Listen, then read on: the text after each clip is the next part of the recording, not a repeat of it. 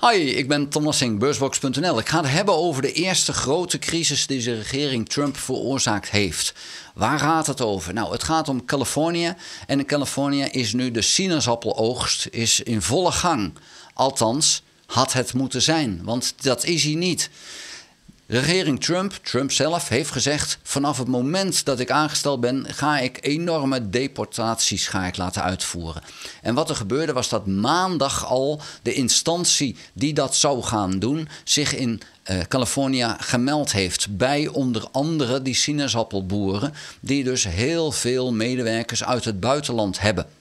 En het is zo dat 90% van de mensen die de sinaasappels oogsten, komen uit het buitenland. En de helft van die mensen zijn er in feite illegaal.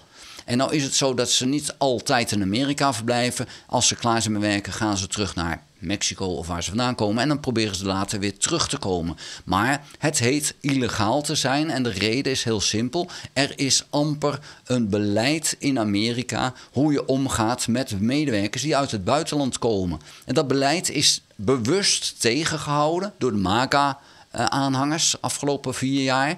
En Biden heeft dus niet voor elkaar gekregen door die tegenwerking, met name in de laatste 2 jaar, van MAGA, van Mike Johnson met name, om een regeling voor elkaar te krijgen. Er is dus geen regeling. Dat maakt nu dus dat Trump kan zeggen: ik deporteer ze allemaal, want het zijn allemaal illegale medewerkers.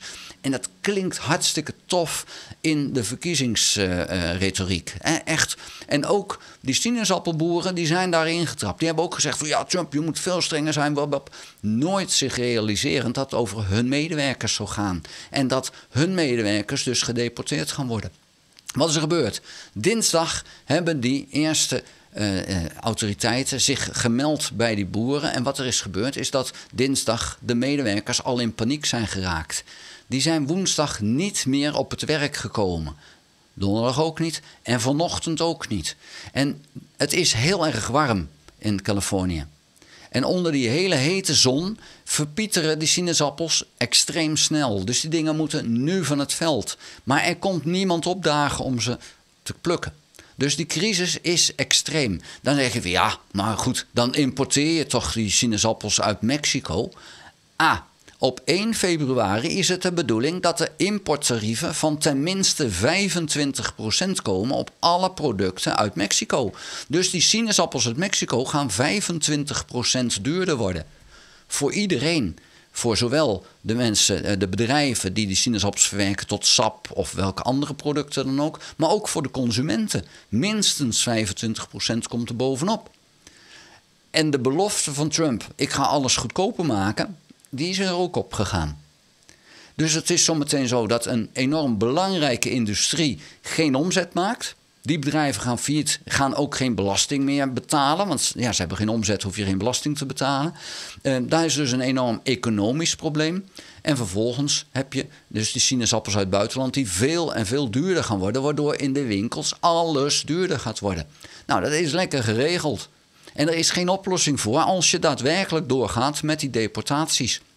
En vooralsnog lijkt het erop dat ze dat wel echt willen doen. Want ja, die stoere praat van Trump, die moet nu natuurlijk gevolgd worden door actie. Want anders is het allemaal loze praat geweest.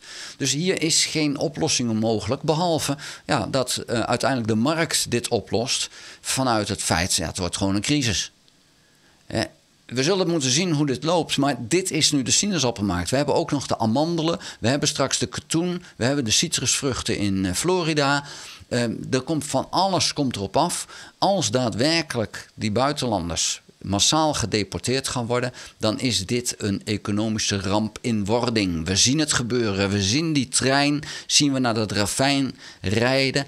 En ze zijn hem alleen maar harder aan het duwen, dat hij nog harder daarheen rijdt.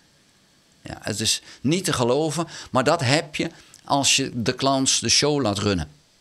En ik kan alleen maar zeggen: FAFO. Fuck around, find out. En ja, de find-out fase zitten ze dus nu in.